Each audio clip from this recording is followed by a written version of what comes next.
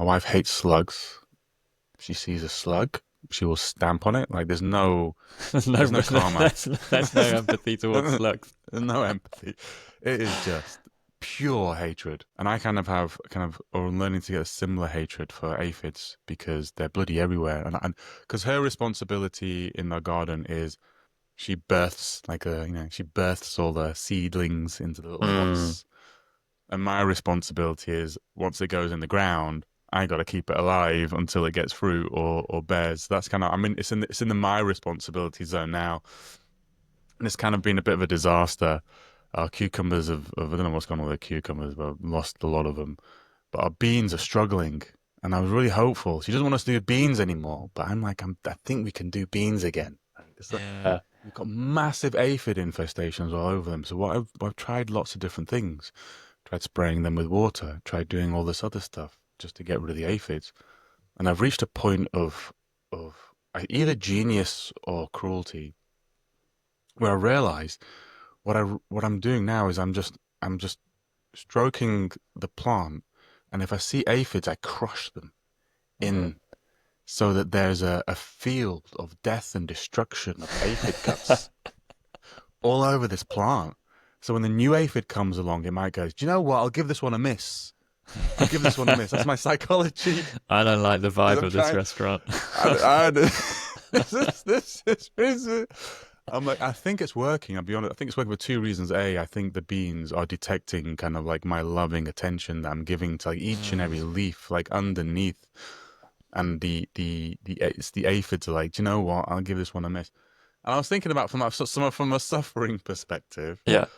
Like I am creating some pretty damn awful conditions for aphids. It's pretty awful what I'm doing, really. Like if I came back as an aphid, I'd be like, that bastard. I hate him so much. And I'd be like, yeah, but I'm trying to save like the bean. Like I've decided the bean is in my tribe or the bean is Mm. part of Yeah. my thing and I'm gonna save the bean and screw the rest of you. But that's like the suffering, I that suffering, it's not my suffering, it's like I'm creating suffering in an aphid community. And it's worth it. But it's also not really worth it from like a cosmological balance perspective. It's just worth it to me for Mm. my situation and Yeah. my The being. I mean, greater world I'm isn't really better off because of it, but your yeah, life is. my life is, and in my life in partnership with the beans. I don't care if aphids are on a plant in the garden. But I've just decided I want this bean to live, and I'm going to kill all the aphids. So there's like, so I've been refining that thought. It really has. Every time I kill an aphid, I'm not joking. Tom. the suffering, the suffering thing that the veganism thing. But I was toying around with different ways of phrasing it because I don't think it is like minimize suffering. Because if it was, I wouldn't kill an aphid. I'm Yeah. supposed to minimize suffering. Um, It was, and I've evolved it into a sentence. I'm fairly comfortable with the moment, but I'm also willing to adjust. But I'm fairly comfortable with the moment, which is um, the suffering has got to be worth it. That's like a pretty simple way of expressing it. Like if you're creating suffering, it's just got to be worth it. Now, worth it can mean different things. It's not. I'm not saying we have to. I don't think we ever have to sit down and describe kind of the amount of suffering which will make it worth X or Y or Z. I'm just saying, like, just accepting the fact that you're creating suffering and just thinking, is it worth it? Yeah, I think killing some aphids is worth it. I don't think, I don't think like one of the things I could do is go out and get chemical mon. No, no, let's not name a company. Chemical pesticides or something like that. I could go do that. Yeah. I could go do that. But I know the impact that will have on quite a vibrant microbiome which I've created in the garden. I don't know if the could create suffering for me because I think the plant will be not as healthy for me. So I It don't could, think that yeah. suffering is going to be worth it. It'll make my life easier, but it's not going to be worth it. So I don't know. So it's just got to be worth it. The suffering's got to be Yeah. worth it. I think that's Yeah. the challenge with so many things. and where there's an ethical dilemma, and I do think that sustainability, to a large extent, I mean, it's talked about often as like a technical challenge, but I do Mm. think that at a deeper level, it is more of a moral challenge. Um, and I think once you flip into the moral contemplation as opposed to the technical contemplation, everything becomes much more nuanced because there are no like black and white answers. Everything is a bit murky. Um, Yeah. yeah, and the avian example is yeah is a perfect one of those because we just don't know like what is the greater good. Like if you don't do that, then Mm. ultimately the bean plant won't survive. You won't get the beans, and Mm. then But the aphids will thrive. the aphids will thrive. They'll have a great time. They'll be very The happy. ants. Yeah. Yeah, and yeah, exactly. And everything. So there'll be lots of good that comes off it, but then equally, and you could say, well, you'll be no worse off because you can just go to the shop and buy something. But then you going to the shop and buying something is going to have a much probably bigger negative impact on the environment and other things Well, than you eating your own beans, right? the stuff I buy from the shops is almost certainly has done more aphid massacring than Significantly more, significantly as more well than as mine. like So probably the yeah, toxic pesticides and yeah, fertilizers and the trucking and yeah, the yeah, plastic packaging and everything that goes with it. yeah. So like, but I also don't think that's also I think one of the things that I don't think it's a problem that it's nuanced. Mm. I think I think it's the what are you even debating? Yeah, It's the reductionist of the argument to figure out what it is even the thing that you're having a conversation about. I don't know if we're gonna. I don't think I'm going off topic here, but because it's very top of mind is a lot of stuff happening in Israel and Gaza, yeah, and that I posted something on Friday. I'm trying to post like every Friday just as a habit, just to make people know it's okay, just to say, I think this is bad. yeah, Just to practice, I think this is bad. What is your decision matrix? If you're willing to kind of like sit there and call out company after company after company, oftentimes companies that are trying to do some good but maybe haven't met a bar, yeah, right? That's all they're doing. And you're quite comfortable, like rationally saying, right, that's the right thing I'm doing, but you're completely unwilling to say, do you know what? I think maybe burying babies under tons of rubble and so they die by being buried alive. That I don't even think I can comment on that. I'm not even gonna comment on that. Do you as a human being not feel that this suffering is worthwhile you talking about? Whereas that suffering you're gonna talk about till the cows come home. If you're somebody who doesn't think that saying, listen, we probably shouldn't bury children alive, I don't think you're a sustainability person. Full stop. I really mm. don't. I don't think I don't. I think you're somebody who believes you are. I think you're somebody who feels tribal allegiance to this identity. Yeah, But if you don't have if you're not driven by this kind of like raw fundamental principle, and if that's not driving your decision making as to what you will willing to believe in or not believe, then I don't know, you're just following along. You're just parroting what other people are doing and thinking that makes you, yeah, you're just parroting. I yeah. can go more deeper into that, but I'll just, yeah. No, There's another no, thing we need to dive into that stuff. Yeah. no. I do think it's really important though, and I saw one of the comments on. I think it was this is probably the same post Yeah. you wrote on Friday, which was Mm.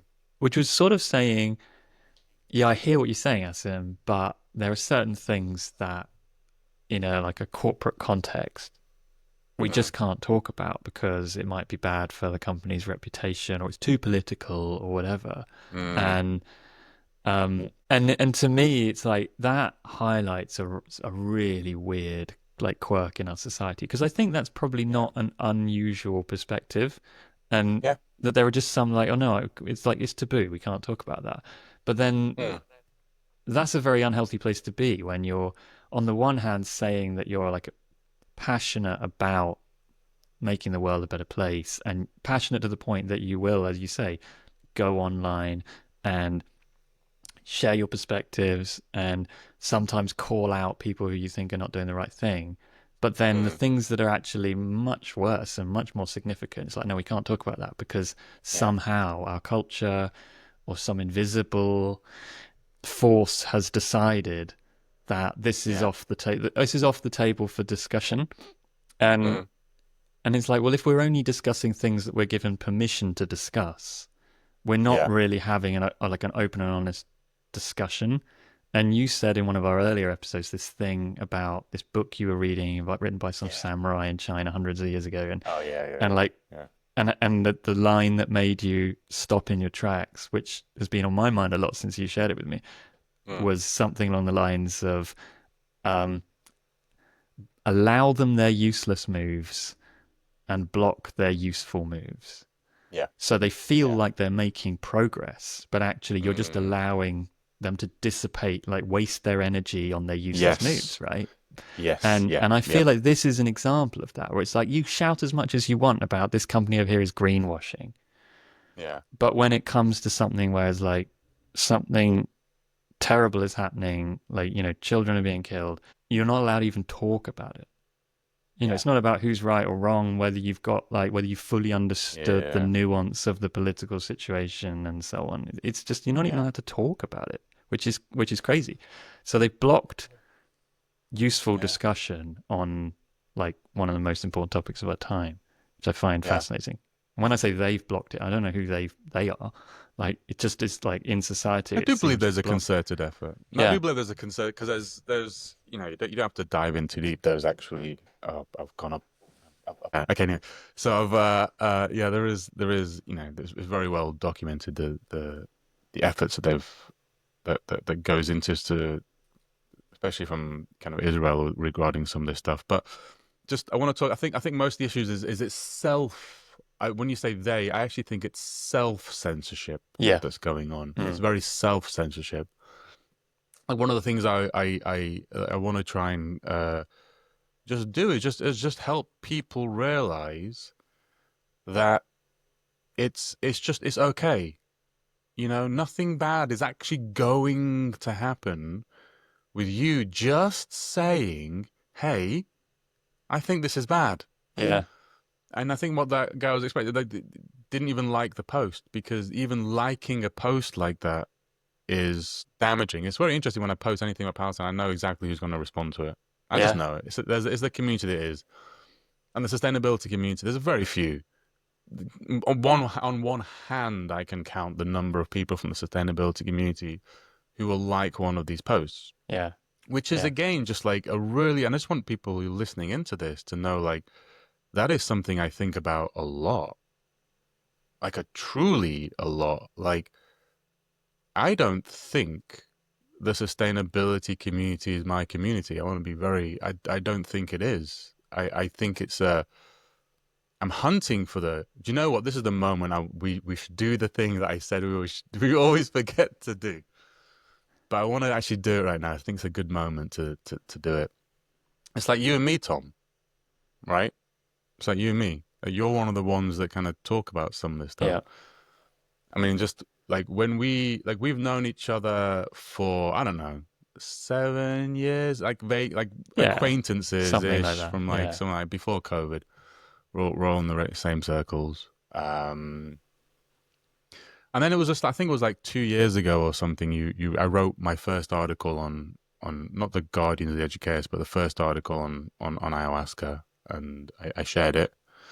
And you reached out and you said, "Hey, that's the really yeah, interesting article. We should chat."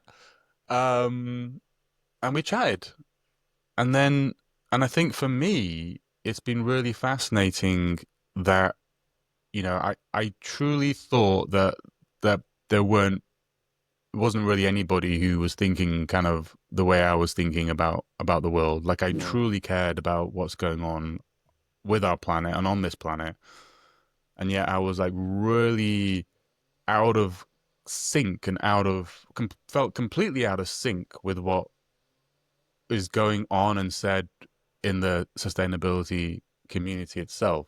mm, And so what's been so fascinating with me, I just want people who are listeners don't realize this, that me and Tom, I think we were chatting over Christmas, and you mentioned you'd writing a book, and I shared you an early draft of The Guardian's Educators, and you were like, whoa, we should talk more. And then we talked more, and just on that first like conversation we had, I was like, listen, let's just do a podcast. Yeah.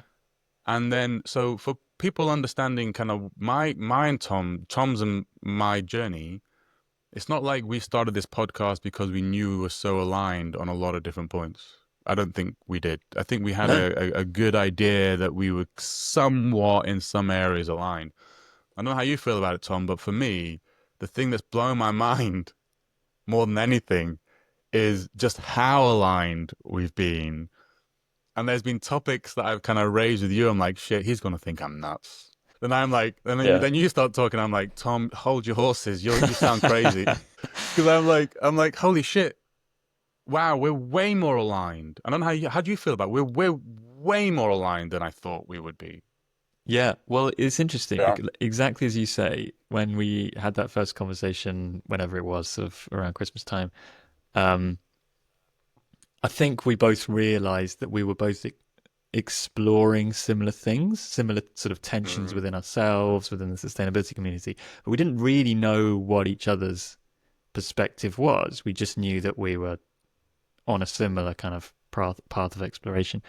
And I think what's been fascinating through this is, I guess, not just finding that we're way more aligned on some things that we probably hadn't expected, but also finding that there are things that we don't necessarily fully align on, but then those are like some of the most interesting areas to explore, because underneath it, we are aligned. It's just that there's all this weird nuance that we're like trying to get our heads around. And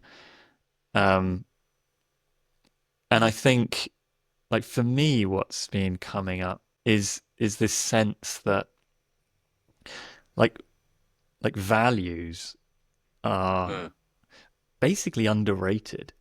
That like the even if we don't know what they even if we can't fully put them into words, like underlying values basically are like the foundation upon which everything else is built.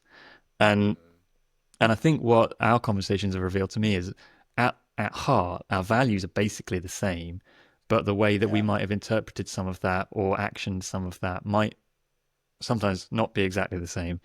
But that's fine, because that's interesting to discuss and see new perspectives and new ways of framing the same values, basically. But then the other side of that I've really come to notice through these conversations is then going back out and looking at society more broadly, as well as what's like the sustainability community, is this feeling that like we don't know what our values are in a broader sense. Like you and I might as individuals, and other people might as individuals, but as a society and as a sustainability community, like we don't really know what it is we're talking about, because, or what we're trying to achieve, because we don't even know what our values are. So everything else is kind of just like shooting in the dark, because it's not rooted in anything. Yeah.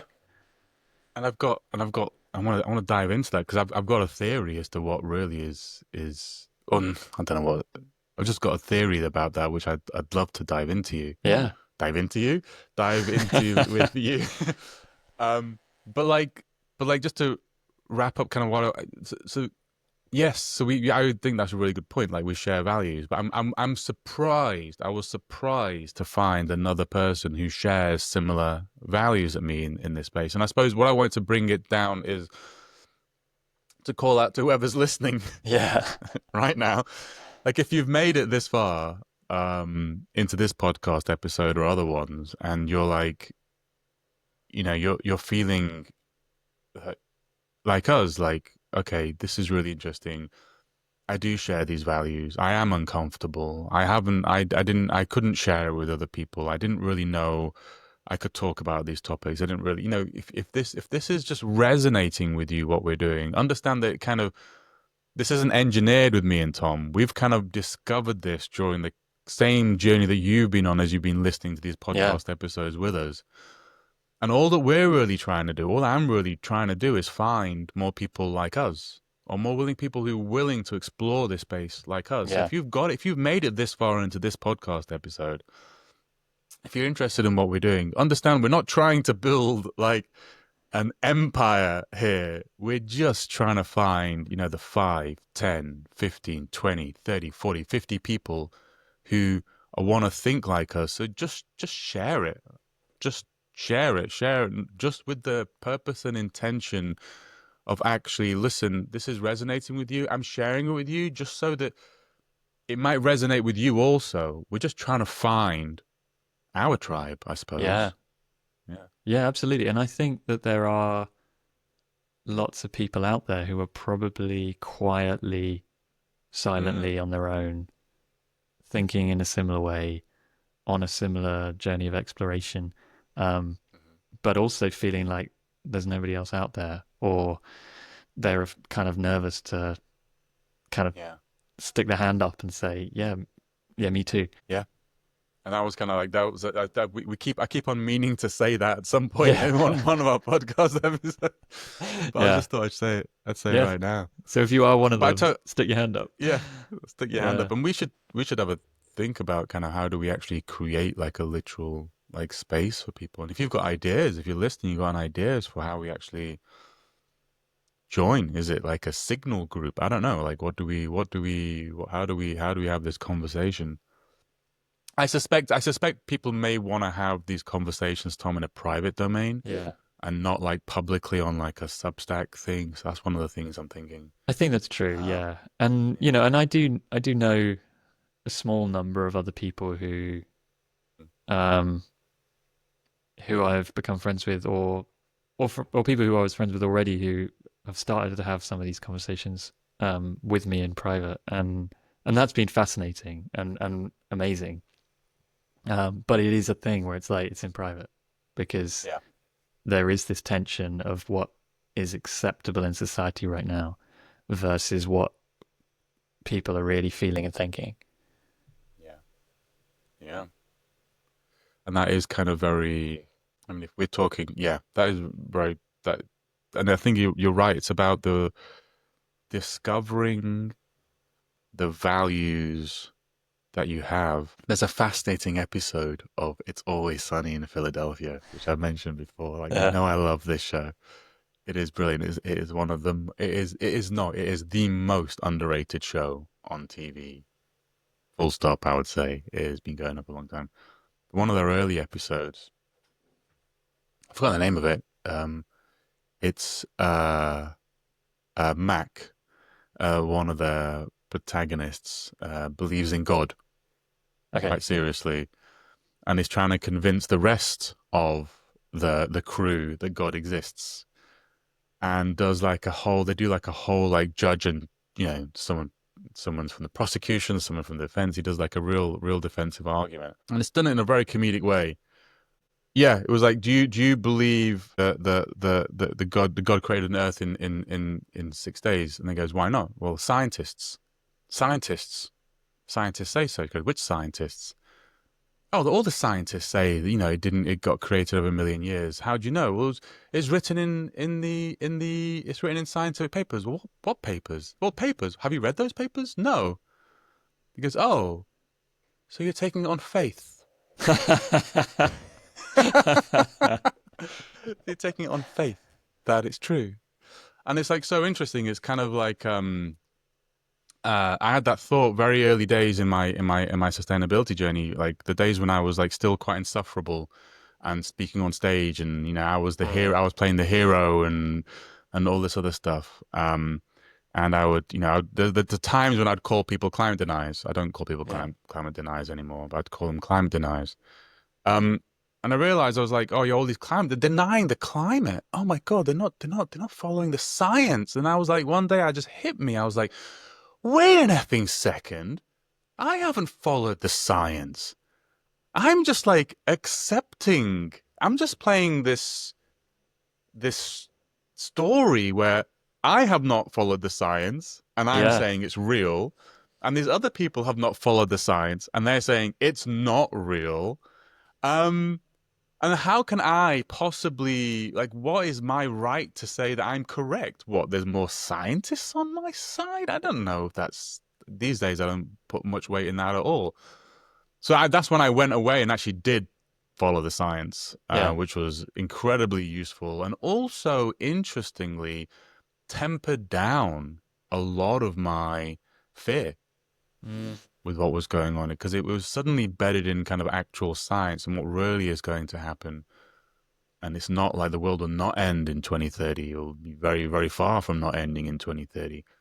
So there's so that's from my perspective as a sustainability, that was me in that tribal ecosystem of not really being driven even by science, but what values. I wasn't really even being driven by.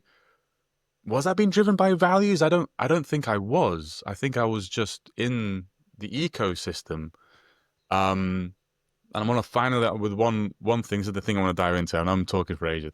The thing I want to dive into, but I read a book called The Myth of the Left and the Right. This is all going to get tied together. Yeah, I The remember Myth you of the Left mentioning and this. Right, Yeah. telling you about that. Yeah, and it was such a fascinating book, and I really highly recommend people read it because about half of it is references. It's really hard to, every sentence is punctuated with little numbers.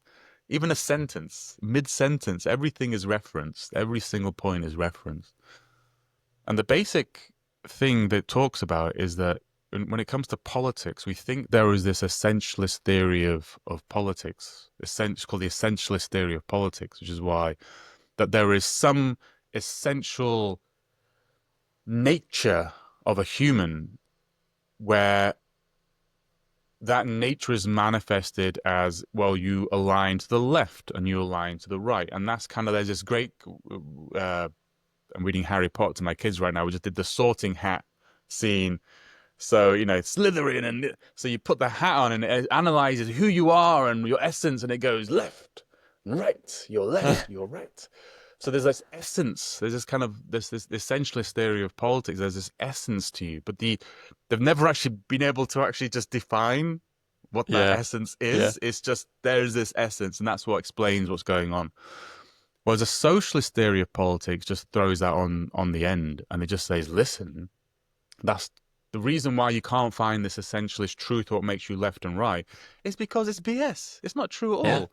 You basically decide that you're left and you're right, and then you adopt the ideologies of left and right. So you just decide, and it can be many different reasons you can decide to be left. You could decide to be left because you believe in one issue, which happens to be in the bucket of issues that the left tribe believe in. So you get sucked into the left tribe on that one issue, and then you go, oh, I must be left. And then you adopt all of the other beliefs of the left tribe. And then you get into really complicated spaces because you're like, well, actually, you believe, I can't believe in that because my original belief was this. Oh, I must be this. So the same thing goes to the right. You have some belief when you go to the right and you're like, oh, shit. I didn't really have opinions on immigrants before, but yeah, I suppose I really hate immigrants now. Yeah, that's a really good point. I hate immigrants. Yeah, I didn't really have an opinion on it before, but yeah, it makes sense. I hate immigrants, and I do really love paying taxes. And that because it all broke down once you look at, like, there's also this thing called a sticky ideologue. So I'm a sticky ideologue, which is that when I was absorbed into the left cult when I was younger, the left believed in anti-war. Yeah. Right? So I was anti-war. Being anti-war meant being left. I got absorbed into the left ideology. But the left ideology changes over time. Yeah. The left party's ideology changes over time. So the left party has now changed to pro-war. And then you're left with this cognitive dissonance because you're like, wait a effing second. We're anti-war. And then the new left ones coming in are like, no, we're pro-war. And so with the right in the US, it's kind of very interesting because the right in the US used to be small government, like libertarian. Yeah. Right? And then it changed to big government. The right used to be pro-abortion. No. Yeah, the right used to be pro-abortion. But then when they wanted to get the Christian vote on their side in the 70s, they had to get they had to become anti-abortion. Mm. So you're it's a unbelievable, and I cannot recommend to people enough to read it, because it just blows out of the water this whole idea that left and right even exists. And so the same thing goes for if you're in sustainability. It really frustrates me, because sustainability, and by the way, sustainability used to be seen as a right wing issue. It was from the U.S. Republican. Yeah. It was a Republican issue. It was a Republican issue. Well, even in the UK, like I think if you go back far enough, just generally, sustainability was to some extent considered a conservative issue, in the sense that it was like, they're like the landed people who care about the countryside. And now it's kind of swung the other way. Yeah. But but I think that's really interesting from a sustainability perspective as well, because here's the false thinking that we have. We think that people on the left are in our tribe, but they're not. People on the left have whatever beliefs they have, and they think they care about sustainability because they think they're left, and sustainability is now currently in 2025 one of the issues that being left is, means that you support sustainability. Yeah. And I think that's really shoots us in the foot, us people who really believe in sustainability. It shoots us in the foot because we think we have this huge army of people who support us, whereas I think that the data just proves again and again and again and again and again that when the issue really comes up, they don't support sustainability. They support whatever other issue they care about. Yeah. And that's kind of like, and I suspect a lot of the people in the sustainability movement have, like, I think that left-right thing is somehow manifesting in the sustainability movement. You joined sustainability movement because you believed in X. Yeah. You're in this movement, so what are the things that what is the dogma that we believe in? Well, we think that if you're in the green software movement, we think that all crypto is bad. And I know I'm to blame, you're to blame, we're all to blame for this stuff, right? All crypto is bad. All AI is bad, no matter what, is bad. Yeah. Software is the worst thing in the world. It's got no useful features or functionality. Like, there is this, like, certain companies are good, certain companies are evil, and that's just the dogma that you adopt to be in this tribe.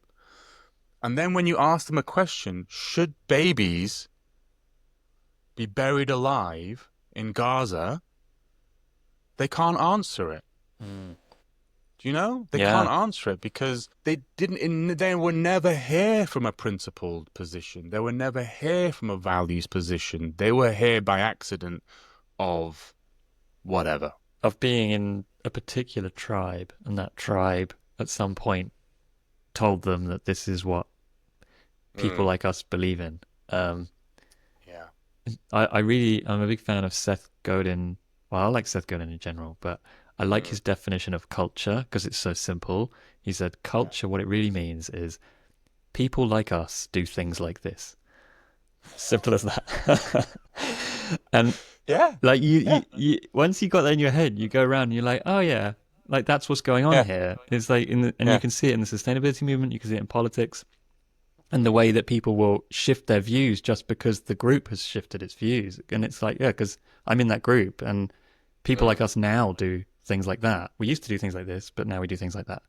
And it's not rooted in any first principles. It's not rooted in like personal values. It's rooted in allegiance to the tribe. Allegiance. For whatever reason you got into that tribe, whether it was just the family you were brought up in, or something you kind of fell into through friendship groups, or maybe you got in because you did have a specific like thing you believed in, like being anti-war, and so you joined a group thinking that that's the group that believes in what I believe in, but then you ended up kind of accidentally just then being part of that tribe that then became something else. So it's a weird dynamic, but I think I agree with what you're highlighting, and it reminds me of like the time I became aware of this weird contradiction between left and right was, it must have been about 15 years ago.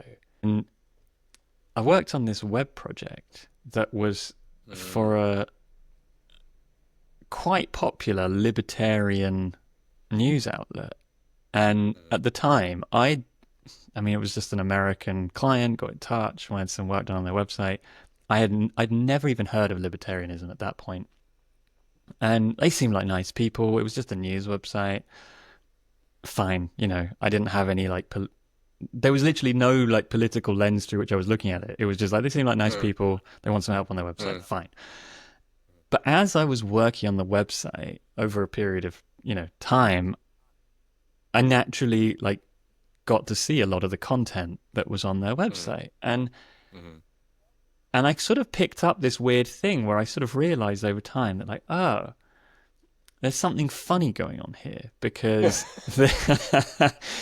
because they have articles on there that kind of make me go, ooh, what am I working on? There'd be pro gun ownership articles, for example. At the same time, there were articles on there about natural herbal medicine, about renewable energy. There was a whole bunch of stuff on there that I really agreed with, but then there was this other stuff that I really liked. I was like, oh no, what am I working on? And sort of by the end of it, I realized that this whole thing of left and right just isn't true, because it's they're all actually, there's just lots of issues, and you can agree with some and disagree with some, and it's not oh, well, they're in that group and they believe in these things, and we're in this group and they believe in those things. There might be different reasons behind them. These articles I was reading on there, they were they believe in renewable energy because they distrust the government, right? Yeah. And they're anti energy kind independence, of control. Yeah. So it's more about self-sufficiency and kind of having control over your own destiny and being able to generate your own power. So they'd be pro renewable energy, but they'd also be pro having a gas powered generator out the back, because to them that's the same thing. It's not an environmental thing necessarily. Similarly, it'd be pro herbal medicine because it's anti big pharma. And I'm really glad I worked on that project, because it gave me this insight into the nuance and the complexity of ideas, and the kind of the falsehood of this tribal view of being left or being right, and now it's 15 years down the line, I look at it and I'm like, yeah, there are it's very, in this world that you and I are in, that is the sort of sustainability world that kind of naturally in our culture sits within the left-wing box of things, of the left-wing tribe. That culture is distinctly anti-libertarianism. I hear people all the time making comment, kind of negative comments about libertarians. But again, all of this, when you use a phrase like libertarians, you're not defining what it is you're talking about. And I think we get wrapped up in identities rather than talking about what it is we truly believe in. And I feel when I see people saying these things, I think, well, having had that experience from 15 years ago, and also just paying attention to lots of different perspectives these days, there are people who would consider themselves libertarian, and sometimes I'm like, yeah, I really agree with what you're saying. And then there are other times I'm like, oh no, I fully disagree. And I think that's healthy, and I think that's really missing. And I don't know if it's been lost or whether it's just never there, but in the sustainability community, it feels like society is becoming more polarized, and as it becomes more polarized, the sustainability narrative and community around it, to me, becomes less coherent, because it becomes decoupled from values and becomes more about the tribalism. And you're not allowed to discuss things like, hey, but those libertarian guys, they're really pro having renewable energy at home, so with batteries, so that you can be off grid. Isn't that something that you think you would also think is kind of cool? Or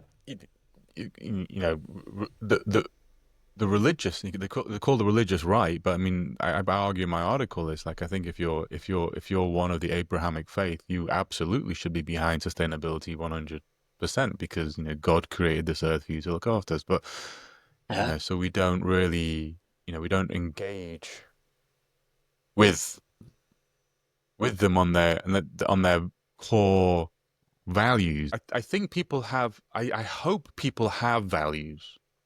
I Yeah, hope everybody has values, but we're not having conversations about our values. We're I having conversations about tr allegiance to tribes. yeah, I agree, and I do think that on some level everybody has values. I think there's multiple layers to it in terms of Mm, I think when most people think of values, they probably to a large extent think about the values they were brought up with. mm, Um, so that's sort of like their family values or like the kind of the community that they grew up in. And obviously there are people who kind of disagree with some of the what they were brought up with, but mm. I think Yeah. that's often a big thing. Is like I was brought up with these values, Mm, and but then there's the tribal values, which are a kind of a bigger, slightly separate thing that you kind of you as you grow up, you kind of you form allegiances to certain groups, and the groups I believe in certain I things. wouldn't call them tribal values, though. I think it's important to Yeah, distinguish it beliefs and as that. Well, tribal dogmas. dogma. Yeah, I'd say it's dogma because it yeah, changes over time as well. So yeah. yeah, yeah, But I also think that there's like intuitive values, and I think yeah. those are the true values that are like yours inherently as a unique human being. Is like what you there's something inside of you, like a Mm, moral compass. Like there is yeah. something inside of you that tells you whether something is right or wrong. And obviously there's nuance in that, but like there's a kind of a something steering you. And I think, in a way, like that's the root of it all that is almost never talked about. Like we don't have anything in our Yeah. culture that like encourages us to tune into that and try to like listen to it Yeah. and figure out what it is and Mm, how to utilize it in different situations in life. It's all kind of like what does your family and your community tell you to yeah. believe? That's a dogma. And what does the Yeah. tribes that you kind of join tell you to Mm, believe, which is another dogma. So actually, mm, really, what we normally talk about as values is the dogmas that we've picked up along the that we've sort of inherited mm, or chosen, mm. and it's not ours. yeah, yeah. It's like I akin a lot of it to like I don't follow football, um, but a lot of people pick up their football team from like whatever their family picked Yeah, up, and then that's it. But at least with football, you're not you're kind of accepting that that's what's happened. You're not like I'm a Manchester United fan because there's some genetic difference between me and a Manchester City fan, and that's why I like you're accepting of the fact that it's kind of a decision. yeah, I really like what you said about intuition because one of the things I do believe in, and it's taken me a long time, is to trust your own intuition. It's really hard as a human being to trust. For me, it's been really hard to trust my intuition, mm. and that is something I've it's been a part of my spiritual journey and growth has been to trust that intuition to the point at which there's been times I've been, I do think instinct, intuition, which I'm thinking of the same things, is almost our closest message to the spirit world. I do Yeah, believe that if the spirit world is trying to get you to do something in a different way, it comes through as an instinct, as an intuition, as a mm. knowing. It doesn't come through as like a burning bush with a message and like a commandment that go. No, it's just like I feel. This doesn't feel right. This doesn't. And so you're right. That is, and it's almost the most secret part of your belief system is this.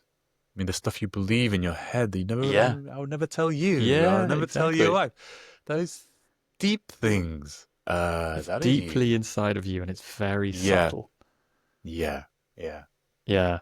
Um, Vanita and I were discussing this the other day, just as an analogy. I don't know if it's helpful at all or not, but mhm. I don't know if you've ever driven through a town or a city that has trams, and Yeah, yeah, yeah, Yeah. and it's quite fun when you're like in one of those towns to try and get the wheels on the tram tracks, the wheels of the car on the tram tracks. And there's this thing, it's like really subtle, but when you Yeah. just get it right, suddenly Yeah. the car like becomes smoother. And Yeah. there's this, and even though it's not, you're not actually a train on or a tram on a track, it Yeah. just subtly guides the wheels, and even when it curves, like it makes the car want to just gently kind of follow it. And Yeah. it's like basically we live our lives just driving around town, going wherever we want. Oh, I'll go this way, I'll go that way. You know, there's Yeah. traffic lights telling us what to do, and there's all sorts of, you know, things pulling our attention and so on.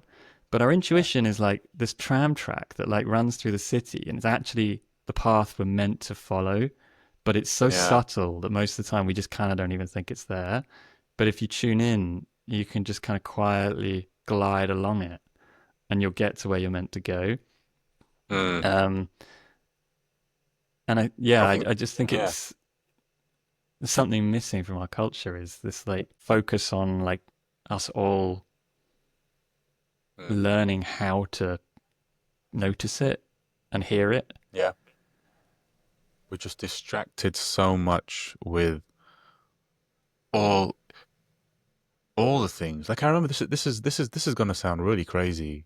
Or maybe it won't. Maybe it won't sound crazy to you.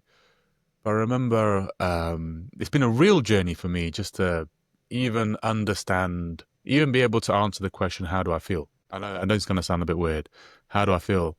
Remember my ex were in Hong Kong, just had a particularly bad week, and she was like, "Well, how do you feel? Like, where does it does it hurt in your body?" I was like, "What are you talking about? What do you mean? How do what do you mean? I can tell you what I'm thinking about, but Mm. was it?" And then to now, like years and years later, I can tell you exactly. Like I'm a lot more present. I was so in my head, completely and utterly in my head, constantly, all the time, very engaged with life and all of the stuff that's going on. But I couldn't tell you what part of my body hurt Mm. physically. I literally couldn't tell you. And over the years, it's becoming more aware of yourself and kind of believing in yourself, believing in your own body, and that it can give you signals and knowledge. I Yeah. know like when things hurt. I know when it hurts, I should go and bloody do something about it. Whereas before, I'd be like, oh, it's been several months where I can't do this with my arm. Maybe I should see a doctor. Yeah. But like now I'll just actually like go do it and just that slowly just believing that intuition which like makes you then do things that other people are like, what, Asim, just go and do that. I'm like, no, I don't. It's got a bad feeling. I don't want to do it. Yeah. No, I don't feel like it. No, actually, I can't give you a rational reason why Mm. I'm gonna say no to this thing. I really can't. I'm just gonna say no. It doesn't feel right. As a leader, it's awful. Like for my team, it's a nightmare. It's a nightmare. But I'm like, look, I've got to trust my instinct. It doesn't feel right. Yeah. Yeah. And it is difficult because we do live in a society where we're kind of expected to be able to justify decisions and actions and so on. Mm. And actually, if we tune into our intuition, it provides this guidance, but it doesn't provide like a tangible reason. Um, Yeah. it's not like a clear voice in our Yeah, heads it'd with be like a easy. Yeah, yeah, commandment. You know, it's not like a burn. It's not like it's just a knowing. yeah. Yeah, It's just a knowing.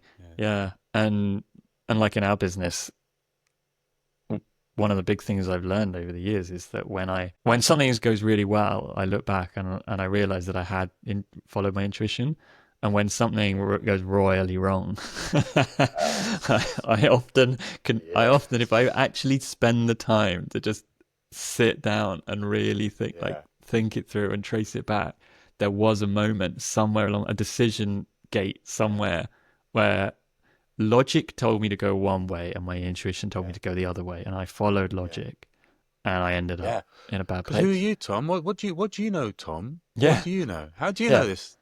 but you think you're cleverer than this kind of like, of course. Yeah, That's the you don't thoughts that even have go a in your head. rationale for it. Like, You don't even have a rationale for it. What are you being? You're probably just being lazy. So there's like you're just fearful. Yeah, yeah, it is a subtle. I would say there is a subtle. Sometimes it is fear, or sometimes it is this other stuff. There is a subtle distinction. But over the years, I've become better at understanding. Like, no, that is intuition. yeah, That is exactly. instinct. This is perhaps a bit something else. And I think that's I don't part know of how we what got we need in gone. society, though, Oh is yeah, that culture of us all acknowledging intuition and Mm. supporting each other to develop that skill to listen to and identify okay, is what I'm feeling intuition, or is what I'm feeling fear that's rooted in something else, yeah. because those things, if you've never practiced listening to intuition, then it's really hard to know what's intuition and what's just like, oh, I just ate something dodgy for Mm. lunch. Like, Mm. it's like, Yeah. well, you've got all these like Yeah, signals yeah, yeah. kind of flowing through you that are all muddled together.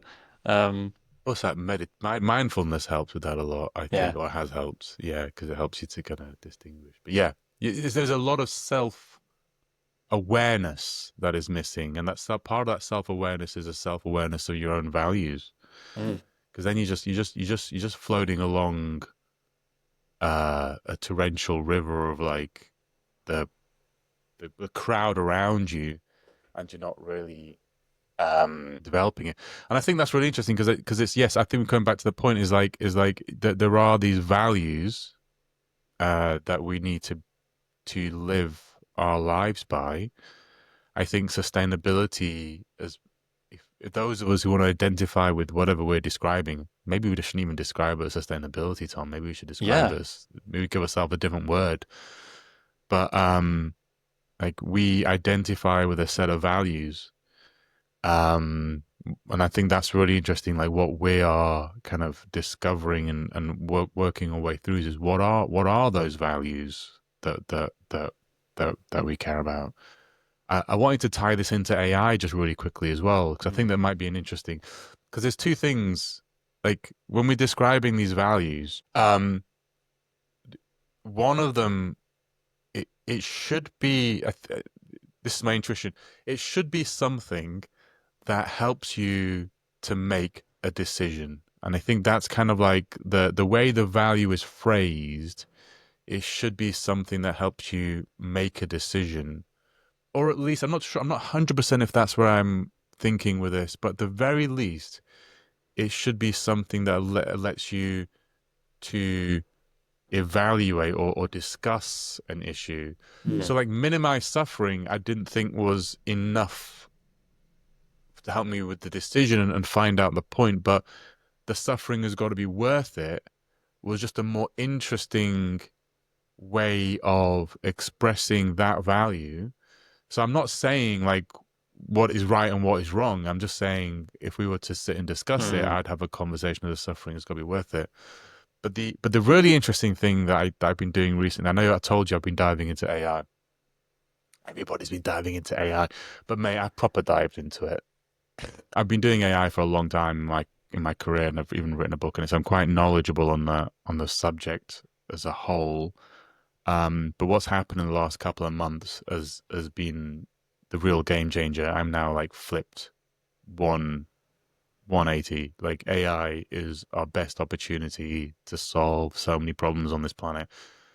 But like one of the things I've been doing with AI recently is just more experimental. Like, mm, can I use AI? Because I do use AI a lot for helping me to communicate. You know, like make this more empathetic, make this, make this. right, That's yeah, a common thing that I do. So I've been trying to like build it into a more of a streamlined workflow that I do. So literally, what I want to do is I want just not to have to ask and just like it scans social media, it scans my emails, it scans everything and just goes, listen, this is how I suggest you respond based on you, mm, based on Asim. yeah, Not generic AI, but Asim AI. And I do think our future is actually, uh, what is our future? What is our only hopeful chance of a decent future as humans is every human would your job is really to train up an AI that is you. That is our only chance as a to be a useful human being in the future. Is you raise a child, and that child's job from the moment they're born to the moment they have an employable situation or a resource securing situation is that instead of them learning in their brain stuff, their entire job throughout their life is to curate information. So they train an AI, and that's their AI, and that's how they do it. So that's kind of how I'm thinking about AI. Is like, how can I create an Asim AI? And I'm exploring different things. Like, there's so many stuff on the internet, like, oh, you should respond to posts like this and this and Mm. this, and this is the strategy. This is how you game the algorithm. This, blah, blah, blah. And I was like, do you know what? It's just too complicated. Let me just tell the AI what my values are. And that was the game changer for me. And that's the game changer for how accurate this AI and these my prompts are now like pages and pages and pages long. It's not like one sentence. It's like this is so now I'm kind of like developed like these are my core principles. Yeah. This is who I am. This is how I want to engage with the world. I want to be empathetic. In fact, I don't care if I've had the shittiest day on the planet and I want to say to that person, you effing a-hole. What? I want the AI to go, Asim, you had a bad day. Let's just say this instead. The best Like, okay, version fair of enough, you fair would frame enough. it like The this. best version of me. My AI, so that's been really interesting because I've put into this AI, I literally put into it is like, one of my values is suffering, is I Mm. believe that we should get the most, I put it in. And then I haven't quite got it there yet. It's over indexing on certain things. It's not like I wouldn't exactly say that, but it's interesting. It's for the first time. It's been times. It's come up with something. I'm like that is exactly what I would say. Like 100%. That's Yeah. exactly what I would say. That's my tone. That's exactly the nuanced point from what you were saying that I would actually strip out and have a conversation with. And I think one of the things our values should do is should be I want a set of values which I can literally put into a prompt, and it can say not only speak for me but like scan the internet for other people who seem to be sharing the same values that I am, scan for content and articles that seems to be sharing the same values that I am, scan for stuff which has the exact opposite position so I can Yeah. challenge them and maybe have a conversation with them. So I think that value uh, it's almost like AI might save us because if we all if our job is through our lives to create the values that we then put into our life prompt Yeah. that we set into our AI and say, do you know what, these are my values. I might have shitty days all the time, but you're my AI and you live my values. And it goes out. That's fascinating. I mean, Yeah. you're kind of blowing my mind with Yeah. the purpose of a human from the day they're born is to train an AI. I I mean, tr- I I, 100% believe I can talk for ages, but I 100% believe that, yeah. so what I'm hearing in that though is because I could on a really surface level, if I didn't understand the intent with which you just explained that, I could probably just Mm. dismiss that and say, well, then what's the point of living if Yeah. we're just here to train AIs, right? But what I'm hearing is that what you're really saying is we're not just training AIs for the sake of training AIs. We're entering into a symbiotic relationship with the AI where the AI helps us to Yeah. become the best versions of ourselves. And in doing so, the world becomes a better place because we're trying to figure out what our values are. We're on a new journey through life to try and figure out what our values are. We're in a constant process of feeding into the AI through our experiences what we think that might be, and it's then trying to guide us based upon that to navigate situations better. And as we Yeah. learn, we're like again feeding back in, and it becomes more refined. So it's sort of like we all go on a journey through life, which you would hope in most cases means that we get wiser as we get older. Might not always work out that way, but you'd hope it on on average it probably does. But what it's doing in with the AI is it's like amplifying that learning curve so that your like rate of gain of wisdom is much steeper. So you might get to like the level of wisdom that the person might typically attain when they're like 80 or 90, but you might get there by the time you're like 2025, and you keep on climbing because you've got this feedback loop. Is that I am no, I it's am I understanding or did, yeah.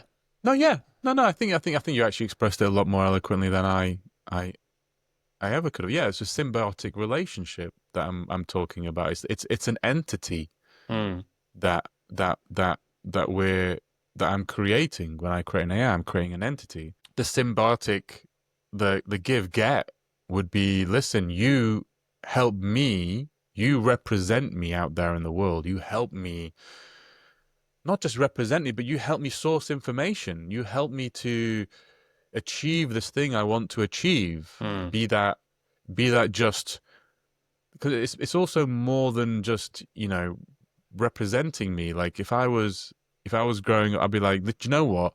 I'm super into Lego. I'm really into Lego right Yeah. now. In fact, I'm really into this really esoteric type of Lego that you can only really get. Blah, blah, blah. And I'm just gonna like right into that thing, and my AI is then gonna help me, and it's gonna learn from me. It's gonna go. I'm gonna go, listen. Do you know what? There's actually 15 different types of this Lego, and so, and I've discovered this stuff over. You.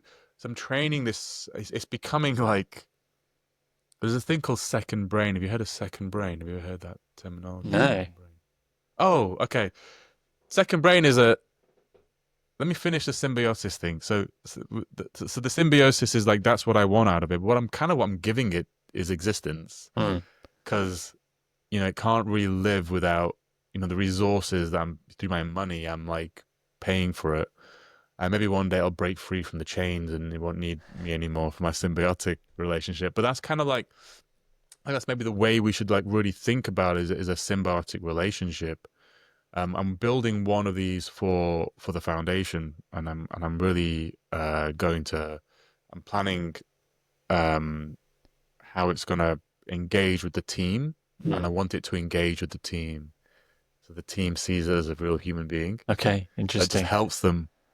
So it'll be in the Slack, and one of the things I'm going to design it to do is like as a team just chats in Slack, it'll just put its opinion in every now and again on like whatever topic.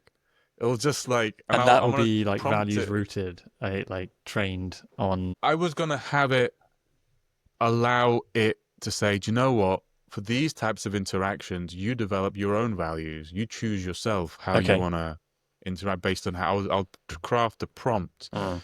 which will maybe help it to extract its own values from its own, existence.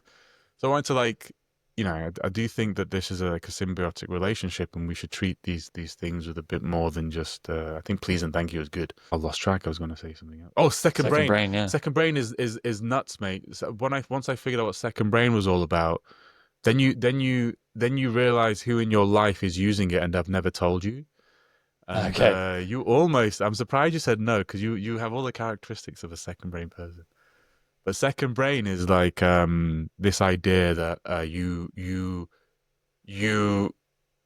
life, and this is before AI. Mm. Before AI, second brain was like, listen, your value as a human being, as a thing in society, is not what's in your head that you can remember at any given moment in Yeah, yeah, time.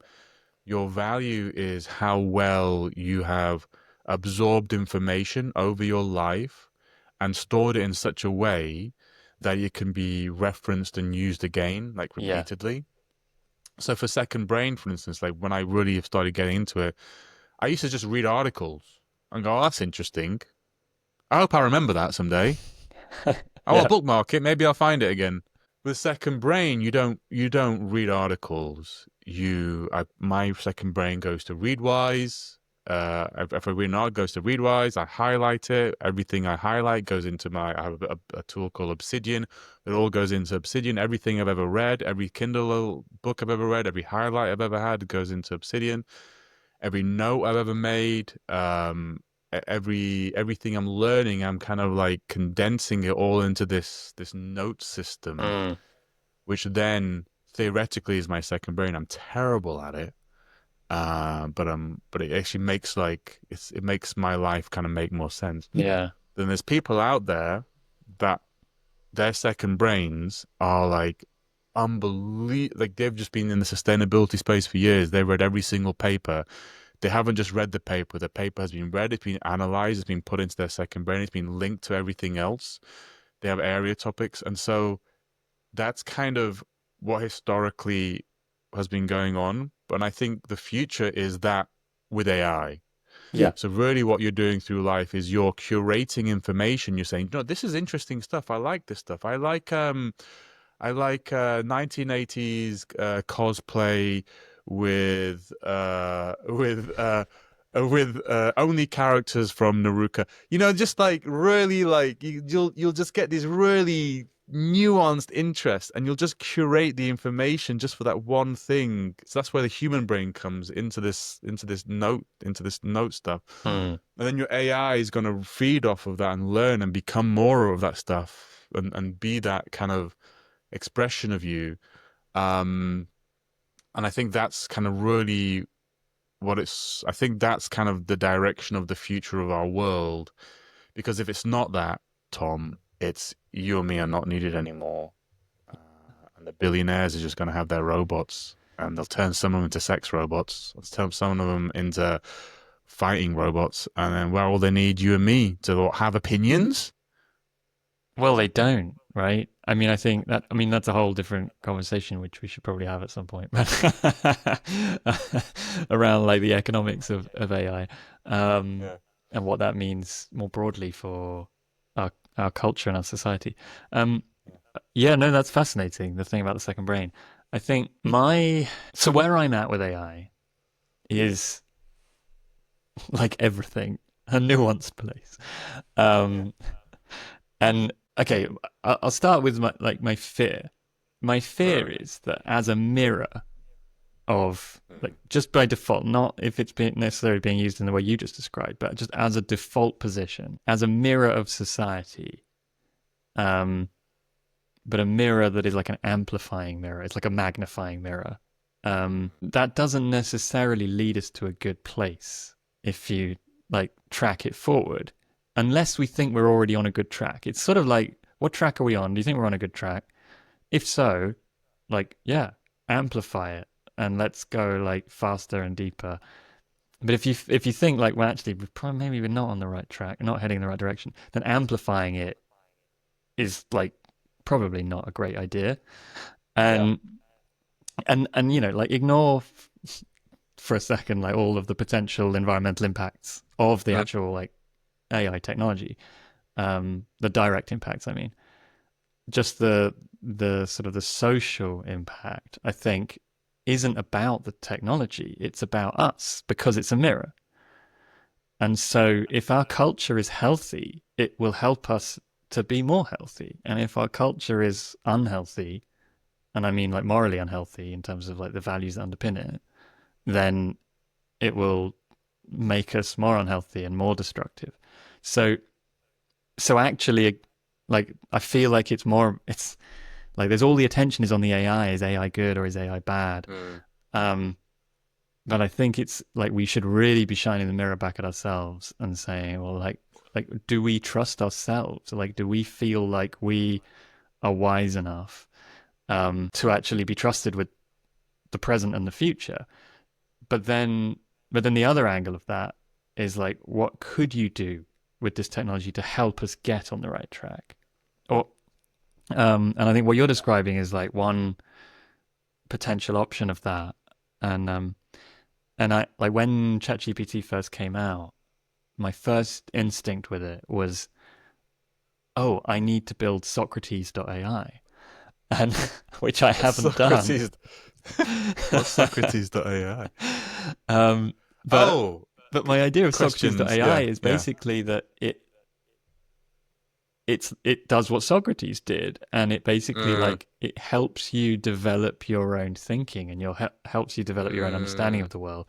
And so my observation of AI, and it like over the last sort of since it became mainstream over the last couple of years, is that it will, like, in terms of what it does to us as humans, like all technologies change us in ways that we generally are not very good at predicting.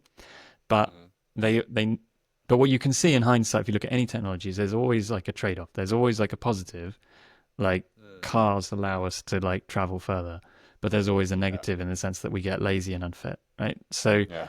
it Mm. it changes us in some way. There's a trade-off of what it gives us versus what it kind of takes from us. So AI Mm. will do the same thing. And the Yeah. question that's been in my mind over the last couple of years is, okay, this is basically thinking for people. So the the obvious thing that's going to atrophy, the obvious muscle that's going to atrophy in us as human beings is the mind as a default position. And what I'm seeing happening in society is the majority of people who are using tools, well, whatever it is, whether it's ChatGPT or Gemini or whatever, is they're using it in a lazy way because that's kind of our instinct as humans. It's like, oh, there's a new technology that makes my life easier, so I'll just do that. It's easier. Why wouldn't I do it? But Mm. but you're degrading yourself in the process every time you make. It's this suffering thing we talked about. Like, why do we exercise? Why do we get in ice baths? All of these sorts of things, because that stress strengthens us, and helps us to become more mentally and physically healthy. And so my feeling is that if we if we just do what we always do with AI, Mm. we will become mentally weaker to the point that actually we kind of need the AI to tell us what to think because we're not used to thinking for ourselves. And you can see that even without AI, there are people in society who, like, their parents have always done their thinking for them, or they're in a job where they like get told very specific instructions and they never have to think. And then you put them in a Mm. situation where they got to take initiative and figure it out for themselves, and they're completely like bamboozled. They don't know what to do. And I feel like there's one of the big risks is that we're going to get more and more, that's going to become a more common trait in society as a result of the misuse of AI, or just the lazy use of AI. It's not, they're not trying to do anything bad. It's just kind of the easy thing to do. But the flip side of it is the proactive use, which I think you're describing one potential avenue of that. The proactive use is to say, no, I'm going to use it as like my personal trainer, which is what I meant by Socrates.ai. I'm going to use it as my personal trainer to help me develop my mind, to strengthen my power of critical thinking and my complexity of mind, my ability to hold like multiple contradictory perspectives and find like my way through the nuance of them and figure out what my values are and all these sorts of things. Mm. That, I mean, you could frame a tool like that is what it does by default. And then loads of people would get it, and and we'd get this society of people who are like really switched on. And I think that would be one of the best things we could possibly do for humanity. But I think where we're at the moment is those tools don't do that by default, and people like you and me have to kind of configure them.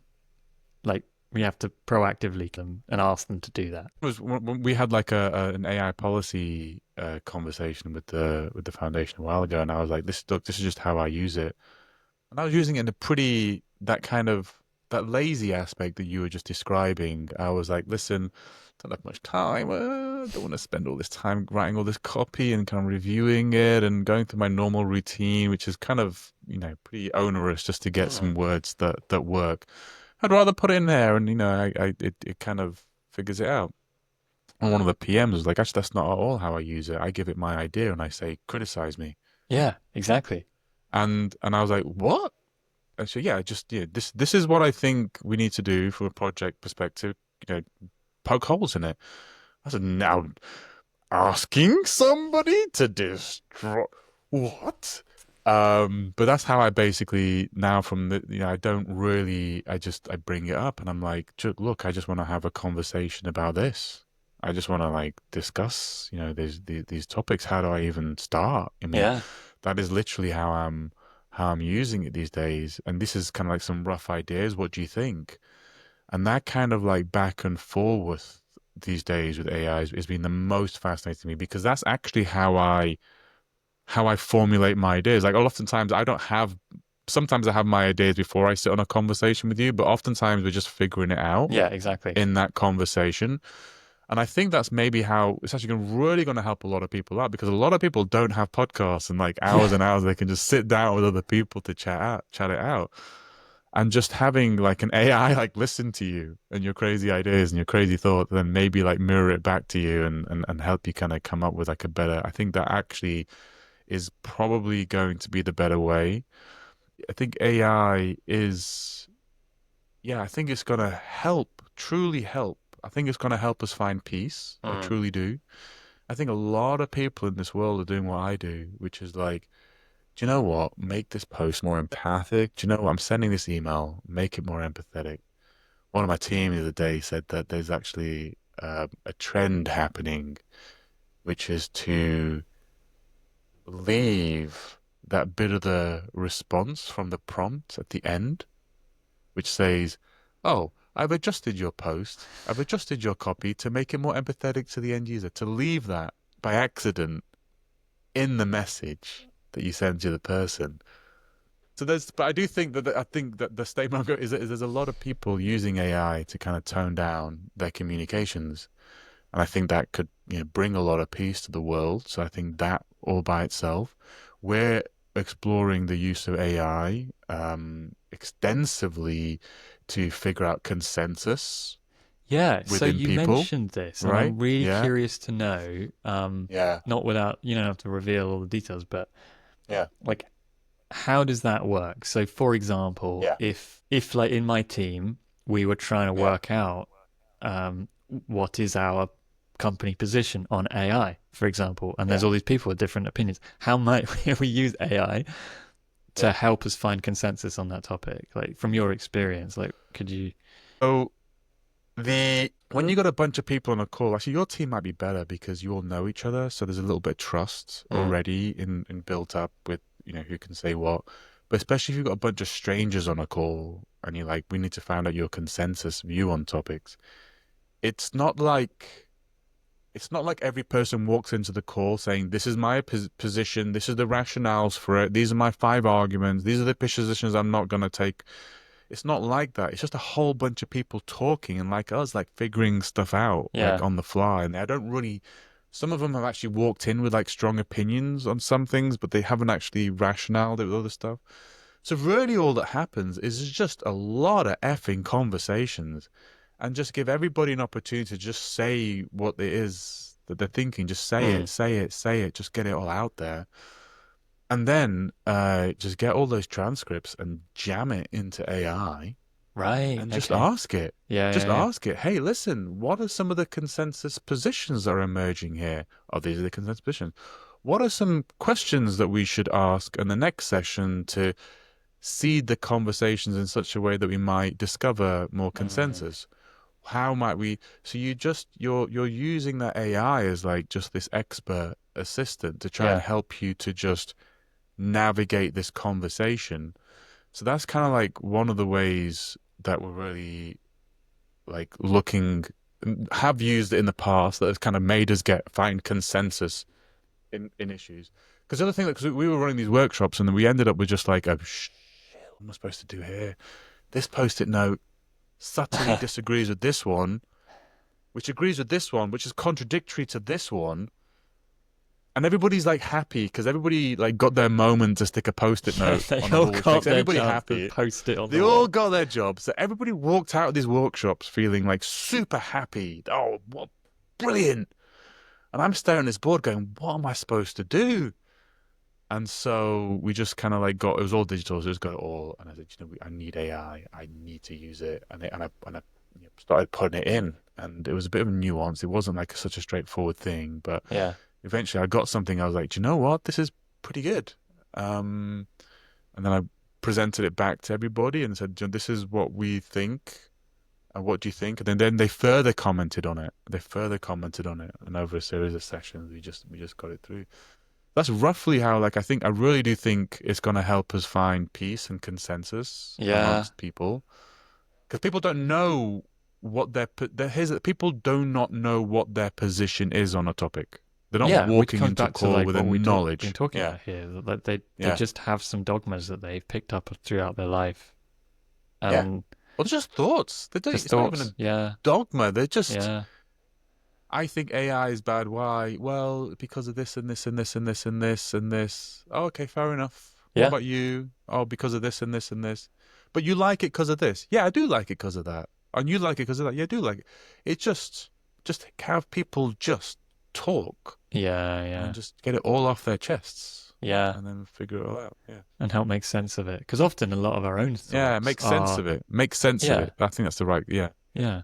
Because often a lot of our own thoughts are contradictory on some level. It's like, oh, I love AI because of these reasons, but I detest AI because of those reasons, and then you're just kind of left in this limbo.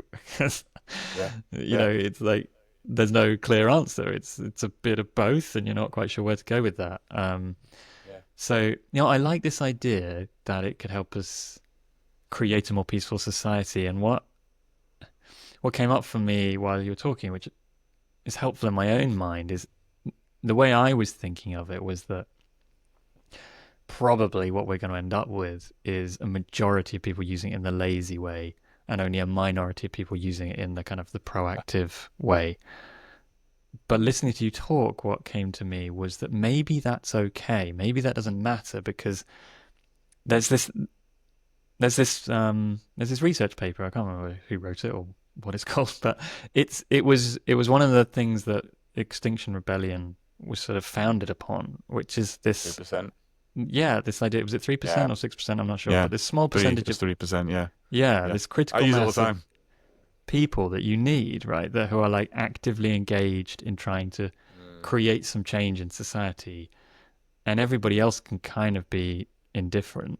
But you only need that small percentage of people who are like really engaged in it. And maybe it's similar here in the sense that Mm. if there's even a small percentage of people who are using it in a way that helps them to be more empathetic, for that to help them create more peaceful outcomes, more outcomes that benefit more people, um, to just interact with other humans and the wider world in a more Mm. compassionate way, then it's not just their direct impacts that are going to have an effect. There's the ripple effect of all of that. That like when I interact with somebody in a more compassionate, better way, Positive.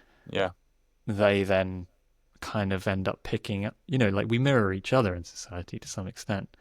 So, so maybe we do. Yeah, even a minority of people doing that could be really powerful. Yeah. But I also think, I mean, one of the things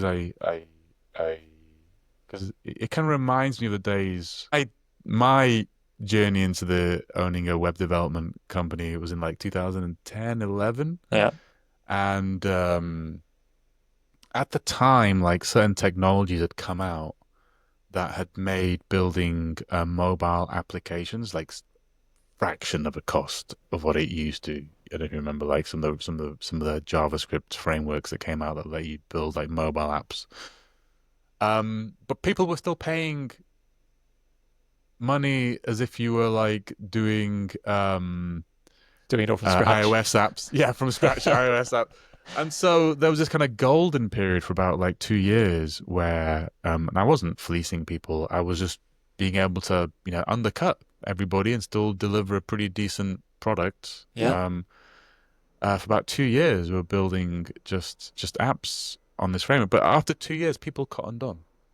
yeah, People cottoned on. Like enough people were doing it at that price, and the expectations had raised. Like it wasn't like, oh, we need 3 months. It was like, oh, well, look, I think you can get this done in like 3 weeks, yeah, and I think this is the price. So when you're talking about the lazy use of AI, I think that's happening. You're right, it's happening right now. I wrote some code. I'm gonna send you a video. It is nuts. It is beyond nuts. I don't know what I would do if I was a software engineer coming out to the market today. I'm not joking. I will send you a video, and you will be I'd love to shocked. see that. Yeah, Yeah, I'll describe it. I just got like I was parsing a HTML file, and I used to do. I was doing the other way, just the ways I would have done it, just with a bit of help. And then I watched a video from one of the engineers at Claude, and he goes, "Don't you just tell it what you want it to get at the end, and it figures the rest of it out." right. And so I got the HTML, and I wrote the JSON that I want to extract as if I'd extracted it, and that's all I gave it. I said, given this HTML, I want something that extracts that JSON. And it parsed the HTML and it went, tried it one go. And I went, oh, it didn't work. Let me try again. And it did it in a loop Wow. constantly. And then it go, well, let me try a completely different approach. Actually, let me do DOM parsing. Actually, let me try this library. Actually, let me do this. Actually, let's just do regex. Actually, let's do this. And it kept on going and going and going and going and going until it didn't get it. But the last thing I was like, do you know what? I'm just going to give you a little hint. This class might be quite useful for you. And it figured the rest out from there. And it figured the whole thing out, mate. All of Yeah. it. Um, and so it truly just and the way to take that is not a fearful thing. I don't see that as a fearful thing. That is unbelievably empowering for me. I have a senior engineer at my fingertips Yeah. who's not going to get pissed off when I say, do you know what? I fucking gave you the wrong JSON for the wrong HTML, which is what I did at the start. Right. I gave it the wrong HTML. And so I was like, do you know what? You've written a lot of code that you just chuck it away now. And it doesn't have that human, it's not going to get pissed off. I can just tell it whatever I want. And it's really empowering. And my mind is like blowing up these days thinking from a sustainability perspective, how am I going to use this? Mm. How am I going to use this? We're doing, can I build something that scans the internet and finds all the policy conversations around sustainability? Who are the people engaging with it? What are it? Can I grab all that information and then can I do something with it? Can I use this technology to run citizens assemblies? That's one of the things we're really, really looking to do is kind of public citizens assemblies where we get like hundreds and hundreds of people together. I'm sitting there thinking, do you know what? We don't have the resources to run many of them. Can I get an AI Yeah. to help us run dozens of them a year? I mean, I truly think this is a technology that I think can actually help us solve it. And I think, so I forgot my first, but point I was making, sorry, I forgot the point I was making, was that yes, there's developers that are now using that. I've hired developers and now like thinking, I, sorry, it's not like I don't need to hire you, but my expectations are now much higher. Mm. I expect stuff that I was happy to pay for like a week or 2 weeks worth. I expect it done in a day now. And I will use that resources for something else. So that laziness is going to go away because eventually, as my other story about the mobile app development, I'd say about 2 years, everybody's expectations are going to be higher. Mm. Everybody's expectations is going to have reached a point. The arbitrage will have gone. My wife's talking about it these days, and one of the really interesting things about AI, and I think it's really interesting the people that are complaining the most about AI are almost the ones who have the most privilege on this with regarding the privilege and advantage with regarding knowledge work. If English is your first language, Yeah. it's annoying that if you are a very eloquent person, like Tom, you are a very good writer. You're very eloquent and very good writer. Now, a lot of people can write as good as Tom, and I don't think that's a bad thing. No, I don't think I it's a think bad it's a thing. bad thing Yeah. to tell. Yeah, I'm just, but Yeah. I'm not saying you are. I'm just saying, like, it levels a playing Yeah. field. Like, it levels a playing field with non-English speakers versus English Yeah. speakers. Yeah. There's now a thing in, I forgot what it was, or one of the tools I was, it's called Super Whisper, where Yeah. you can just kind of like communicate and uh, it will take it, it will, you can speak in, it's a tool that allows you to kind of, it transcribes what you're saying. It's on your MacBook, but you can speak in Hindi and it will write in English Oh, that's on beautiful. the screen. Yeah. So it'll just constantly like you can then just speak and think in your language, and it doesn't just transcribe it. It transcribes it, but then also goes, I think you meant to say it this way, Right. and it kind of uses a bit of AI, and it gets rid of all of your dumb ums and ahs and all this other stuff. So it's kind of like I don't know where I'm going with this. So I think there will be a little bit of a lazy moment, but I think that that will disappear Yeah. pretty quickly. Yeah. Well, I guess that highlights maybe a bit of nuance in what I meant by laziness, because laziness to me doesn't like the negative form of laziness doesn't mean we used a tool to do a job better. It would be, do you know what I mean? It's like if somebody invented a power drill and then we're still trying to use the manual drill, it's like, what's the That point of part of that? I'll your just use the power brain, drill. But that it's part more of your about, brain that, yeah, yeah, exactly. Are we being lazy with our minds so that we're not actually thinking anymore? Whereas if what we're doing is we're using the tool to allow us to do more and do better, but we're still keeping our minds sharp, maybe even sharper, then to me that's a good thing. The laziness I'm concerned about is not that we have tools that give us great opportunity. It's more that we forget that we still no. need to exercise ourselves. But I think you are right, because I think that is how people are using it these days for the most part. It is a tool to allow you to do less, Yeah. less, but less. But at the same time, I think what's going to happen in the future is just through arbitrage. Everybody's going to do that, and then then the people that don't do that will then just rise up higher, and the organizations that don't do that will rise up higher and Mm. faster, and then that arbitrage will be gone. The expectation will then be that, you know what, you can do a lot of this stuff in an hour that used Yeah. to take you a week. And so then that will just, it's just kind of, it's like a wave will just wash over us until now, like the same with cars. The first person's like cars made you lazy because you didn't have to walk that distance. But now we couldn't, but cars also enabled us to do so many more things as a society Mm. that we couldn't do before. And that laziness, like I'd say, like my mind is more active now than it was before. I I feel more capable of achieving many, many, many more things through the use of AI Mm. than what I feel I have lost. Yeah. Now, given that, I also I don't have a great answer to this, but like I'm loving using AI as somebody who's an expert programmer and who knows what the hell he's doing Yeah. and then knows what it's doing. I couldn't imagine being somebody new to development and thinking and like using it and it wrote some code and not really having a freaking clue what it just did. Yeah. And I know exactly what it just did. And I'm like, that's pretty good. Actually, no, I wouldn't do it that way. Do it this way.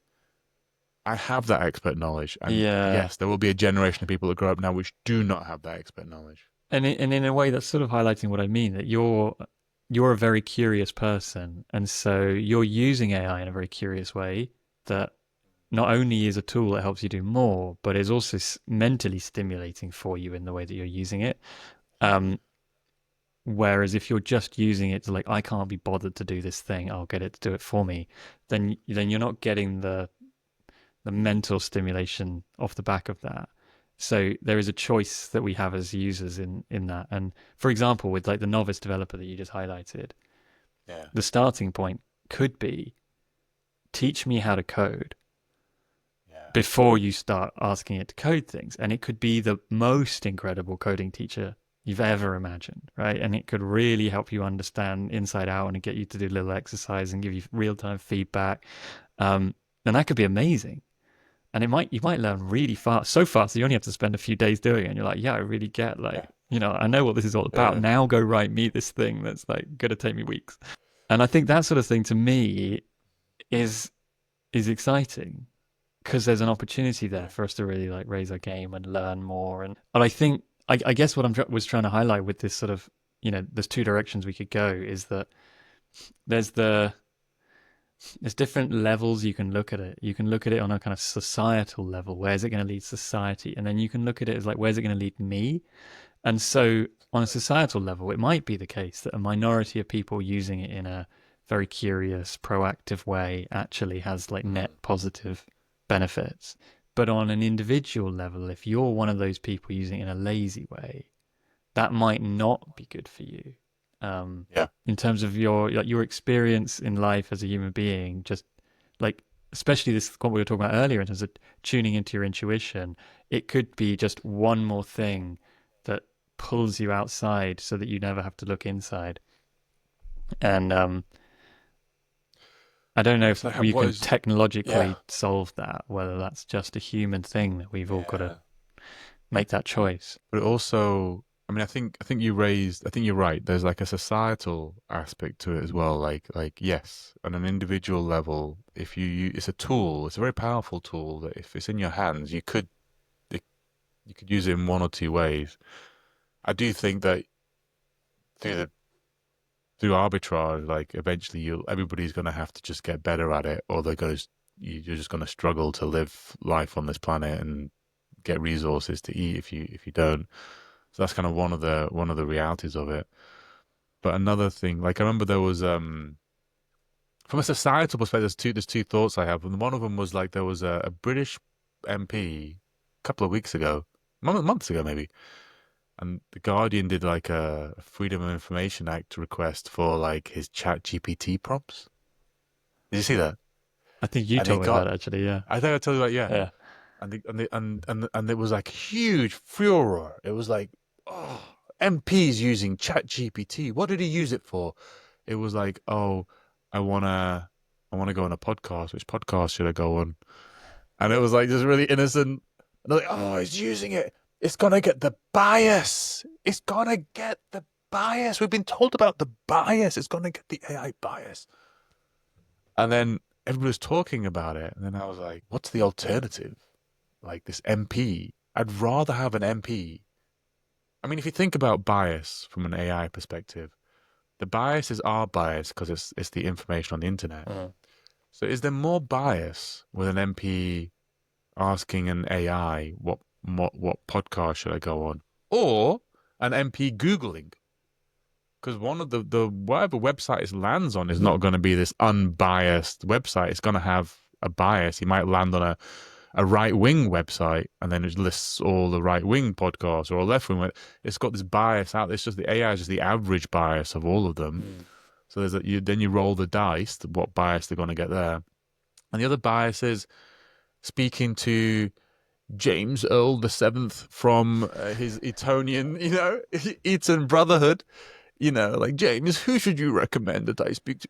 So like that's the other bias. And Yeah, of yeah, all of those options, I'd rather have that MP ask ChatGPT. It's not the best, yes, it's biased, but to be honest with you, it's the least worst option of yeah. all the other options. But then the final thought I had there was like, and this is really dark. Have you heard of the accelerationism? No. Oh God. So the accelerationists, of which a number of the billionaires that we've spoken about, not Elon actually, interestingly, Elon doesn't believe in this, but Zuck, I believe, Zuck is an accelerationist.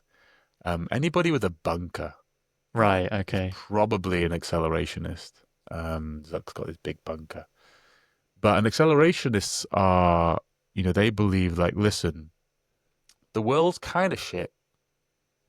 We know it's shit. But the only real way we're going to get the world that we want, whatever we want is by us getting to that really bottom bottom of the barrel worst moment that humanity will reach. And only once we get to that bottom of the barrel can we rebuild it from the Mm, top up. Be that a global war, famine, whatever it is, they just need humanity they believe that you can only they have to wait for civilization to effectively be destroyed to be able to rebuild it in their image from scratch. And the accelerationists believe that the way we get there is through accelerating society as right. fast as possible. And so a lot of the people who are like heavily investing in AI are accelerationists. And they've spoken openly about accelerationism, and they believe that through AI we can accelerate to this negative point, and then they'll have their beautiful world of whatever that looks like. That that is really fascinating, and it's what's really weird about it is, on one hand, there's like the logic, which is dark, but okay, there's a logic. But the one thing that I find really weird about it is it's not that far away from You agree like with them? no, Yeah. no, no, no, not that at all. No, it's I not that don't far away totally from disagree like with them. Yeah. Hopi and Hindu Ah, cosmology, yeah, which yeah. says that we're basically near the end of that everything goes in cycles and we're near the end of the current world. But the birth of the new world comes, you got to go through this sort of cataclysm in order to be rebirthed into the new world and then start climbing back up again. Um, and one of the things in the Hopi cosmology I find that I've been thinking about a lot, and I hadn't heard I hadn't heard this accelerationism idea, but I've been thinking about the whole thing with billionaires and bunkers. It says that Billionaires one of and the things bunkers. they talk Yeah. about is they say that in the previous world, basically in all of the worlds, the Hopi like worlds when the world ends, that that the creator of the universe saves like the most pure-hearted humans and then Yeah. puts them into like to seeds them into the next world Yeah. to like kick things off again, because you got to have some people there, right? So um but that one of the things they say is in the previous world, somehow mysteriously there was some bad-hearted people who managed to like survive the apocalypse, like they hid somewhere like underground or something, Yeah. and they managed to basically come into this world This world. world that we're in now, Yeah. and corrupt it and bring like their darkness with them. And I've been thinking about this bunker thing and thinking like, oh well, like I mean, I don't, the Hopi, it's a cosmology, like it's not rooted in like tangible history. You don't know like how much truth there is in it, but as a concept, it's really interesting to think about. Well, if we're getting towards the end of some sort of stage of humanity, let's just call it that. And if there is some sort of cataclysm, natural or human cause, or well, human cause could be like climate change, but you know what I mean, like whether it's a natural calamity or whether it is like a war or something like that.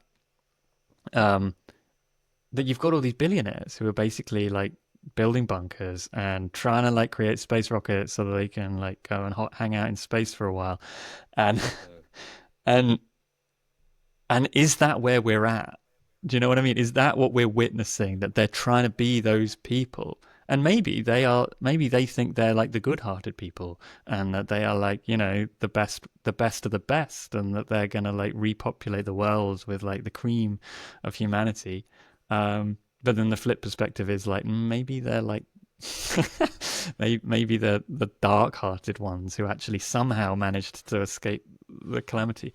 So, and the Georgia, do you know the Georgia Guidestones? Sounds familiar, but keep them going. Yeah. Georgia Guidestones are this like mysterious stone circle in Georgia in Yeah. America that was built. I can't remember when it was Blown built, but up. it's like decades back. It's not ancient. It's a Yeah. modern thing. Yeah. Yeah. And it was like mysteriously funded by some wealthy people. And it says on it, it was like funded by some like unnamed wealthy benefactors. Yeah. But it has like in multiple languages, it basically has a sort of a manifesto for humanity.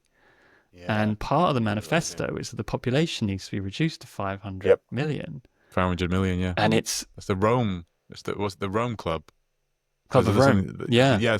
Problem. Yeah. Yeah. And it's really, really bizarre. And then about 2 years ago, I think, the Georgia Guidestones, well, there was a rumor, speculation that there's some sort of like time capsule underneath the Guidestones that's buried for the future.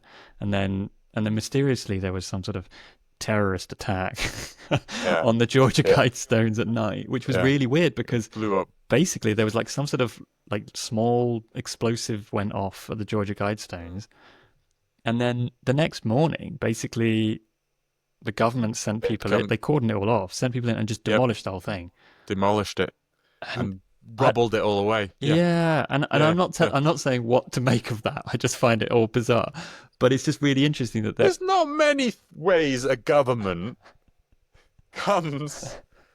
On our street. The government's not like, right, oh, there's a mess, let's go. Clean it up straight away. You'd be like, next let's day. investigate what happened. Like some. Well, no. They'll be like, I'm busy, I've got other shit to do. Yeah. And I haven't got any money. Yeah, and this is like Yeah, a small explosive at a stone circle. No one was yeah. hurt. We can No, so yeah, we'll clean that up in a few weeks' time. a few weeks time, not the Wait till the next day. council's got time to come around and Yeah, do some sweeping. yeah, Um, so yeah, it just found the whole thing really bizarre. But the thing that really struck me about it was there's something very strange about this message that like the population needs to reduce to 500 million, and whether there is this, yeah. it ties in with accelerationism. That's why I'm bringing it up. That Uh, is there a philosophy among some of these very rich elites that they actually yeah. want some sort of cataclysm to reduce the world's population down? And if so, Bill Gates used to talk about it, but then he mm, stopped. And then yeah, he might have said something one day that he was wrong, but he did used to talk about population reduction. his father was part of a Uh, very influential group. I can't remember what they were called, but really? there was like a kind of I don't know if it's a think tank, but like a group that basically was promoting those sorts of ideas, Yeah, decades back. yeah. Which I think is kind of I don't think funnily enough, Elon is the exact opposite, and he believes that the Earth could support many more people. Yeah, And then there's billionaires that bizarrely, yeah. believe so it's bizarrely so like take that with do you want the billionaire that thinks that wants to decide which of you get the right to procreate and create new life, Mm. who gets to decide that. See, there's a lot of so there's anyway so there's billionaires billionaires and their bankers. I think it speaks back to all of the. I mean, just to kind of wrap up our points. I think we were like, I do agree. I think why we're talking about values, I think is more important than anything because I don't, I don't believe the sustainability community is a community of values for the most part. Mm. I believe it's very similar to kind of the myth of the left and the right. It's a tribal ideology, which is why like most sustainability people can't call out wars Yeah. and things like that because for some reason that suffering doesn't matter and this other suffering for some reason matters. So there's like so we need to absolutely nail on the values. I think probably we will end up with like three or four or five. I don't think we'll have like dozens. I think or maybe we will. I think that's kind of like where we will end up. I think that living life through those values is going to be more important than ever. Um I was taking to AI. I think like that's one of the things I would make my AI like these are my values. Mm. Vote for me. What are the issues I should vote on? These are Yeah. my values, right? So I think that way, and like I do think that AI has the potential to be a tool of great benefit to society. Yeah, billionaires are bad. Billionaires are bad. Yeah, Or let's they not have could them. be good. That's a We should choice. just not have It's a them. You should choice for just them to you make. should you should have a cap. Oh You should yeah, just have I a agree cap. with that. I agree with that. Yeah, Yeah. yeah. You can have 999 million, but you can't have a billion. You just can't. Don't Yeah. bother. Don't do any shenanigans that normally would get you a billion. You just can't. You've got 999. That's it. I do think it would be a healthier society if there was just some sort of natural limit on like how much material wealth Yeah, one person can have. Um, yeah, yeah. yeah. Okay. Well, this is fascinating. I think one of my next steps is to run the transcripts of the first 7 episodes of this podcast through maybe more than one AI tool, um, and ask it to try to distill down what does it think our values are. Ask it whether it thinks that they're the same for you and me. I don't know. Be interesting just to see what it says. All right. Should we wrap it up there? Let's wrap it up. Yeah. Okay. All right, mate. Good chatting again. See you there. See you later.